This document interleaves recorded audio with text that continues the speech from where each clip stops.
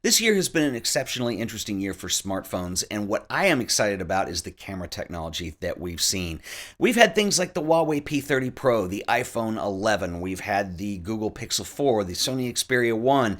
I did a review on the Sony Xperia 1 a few weeks ago. It's a phone that I really love. I love the camera system that's on here. Now we have the Sony Xperia 5, which is like the little sibling. It's the tiny version of the Xperia 1, and that's what I want to talk about today.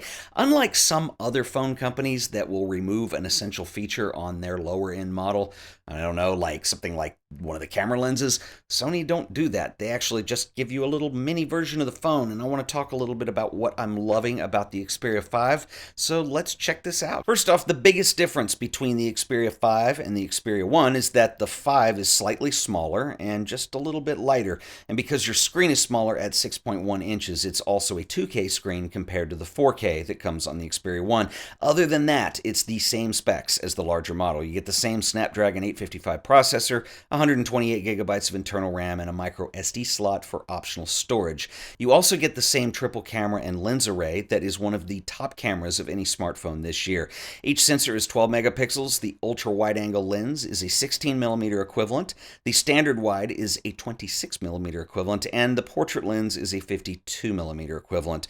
Just like the Xperia 1, you have minimal buttons on this phone. There is a fingerprint reader on the side. You have your volume up and down, the power button, and my favorite, you actually have a dedicated camera button. And what's really cool about this, just like the Xperia 1, if you half press, it will autofocus, or you can fully press to take an image, or you can adjust your settings to make this continuous high speed. So as long as I'm pushing down on this button, it's going to take in a series of images. Of course, you also get Sony's IAF technology, which is the first found in any smartphone.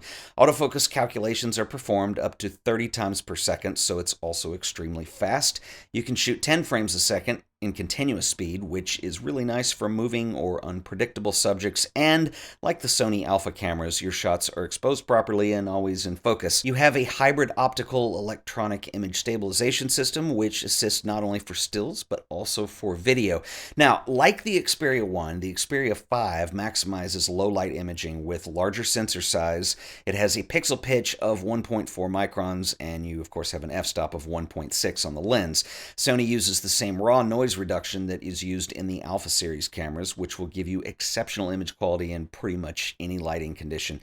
Now, Sony does run their own skin on top of the Android OS, but it is one of the best that I've seen and feels very close to a pure Android experience with a few additional features. And so, for instance, the Xperia uses what Sony calls SideSense. Double tapping on the side of the display will open a quick menu, which is scrollable. Either open an app or feature, or just swipe down if you want to close this. If you swipe up on the side of the display, you're going to get the 21:9 aspect ratio multi-window. What this does is it allows you to use multiple apps that are viewable on the screen at the same time. It's really kind of a cool feature, especially since this phone is so long. It actually works really well. 21:9 is a super widescreen cinema format, which the entire phone has been designed around.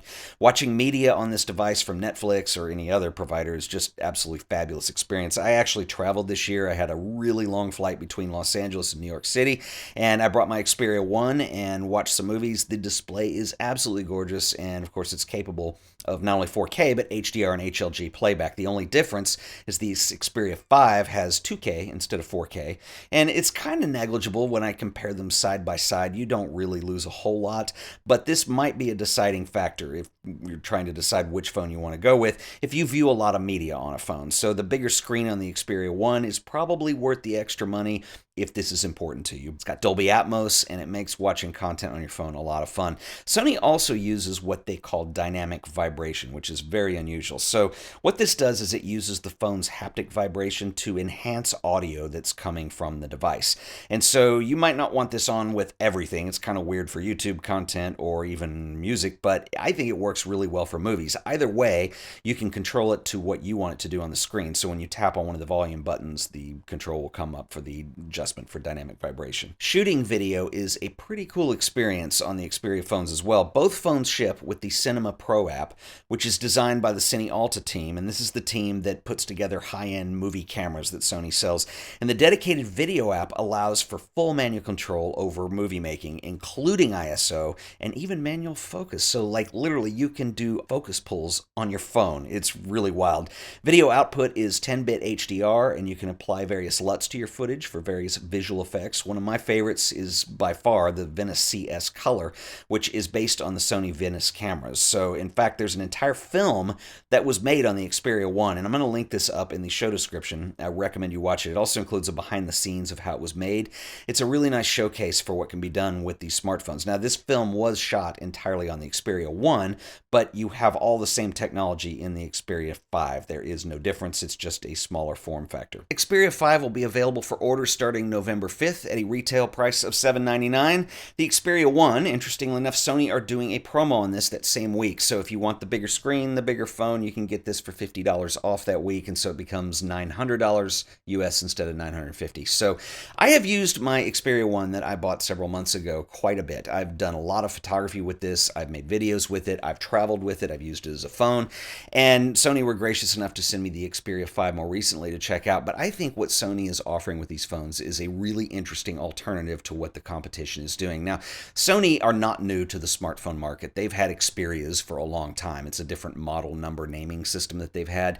They have kind of launched a rebranding with the Xperia 1 and now the Xperia 5. And what these phones represent, as I mentioned in my other videos, they are really a collaborative effort with multiple departments under Sony's umbrella. So you have Sony Alpha, you have Cine Alta, you've got Sony Bravia, gaming. I mean, Sony has all these things that they can bring together with the phone.